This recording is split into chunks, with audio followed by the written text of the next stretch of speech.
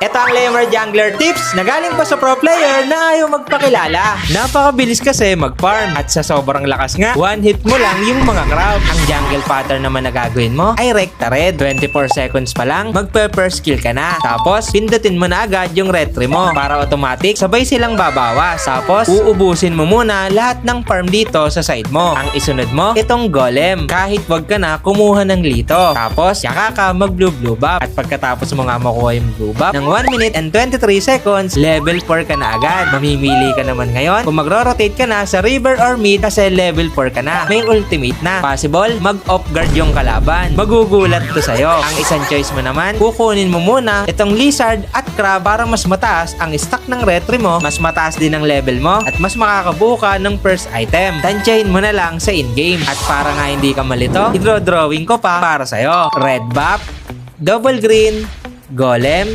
blue buff, rotate. Second rotation, red buff, double green, golem, blue buff, lizard, at crab. Sa jungle tricks naman tayo. Kapag gagamitin mo yung second skill mo, mas okay kung papatumain mo sa jungle monster para nakakapag-stack ka ng passive mo. Pangalawang ben tips ko sa'yo, kapag alam mong puno na yung passive mo, ibe-basic attack mo muna. Para kapag first skill mo, madagdagan agad yung passive mo. Kapag sinanay mo to, mas mapapabilis ang ikot mo at mas mamamaximize mo yung passive. At eto na ang binulong sa akin ng pro player na ayaw magpakilala. Ang magandang item daw, kapag ikaw ay sustain build, War Axe, Endless, Brute Force, Hunter Strike, at Malefic Gun. Sa boots naman, Warrior Boots kapag wala masyadong CC. Kapag madami namang CC, mag-top boots ka para makabawas ng duration. At kapag naman alam mo na ikaw lang ang magbubuhat sa team mo, ang magandang item, Hunter Strike, War Axe, BOD, Endless Battle, at Malefic Gun. Sa emblem naman, Drill or Sweep kung saan ka mas sanay, Season Hunter, at Killing Spree. At yun lang, sana may mag-Angela kapag nag-Layerbird ka para mas malakas. Sana may natutunan kayo. Sana makatulong!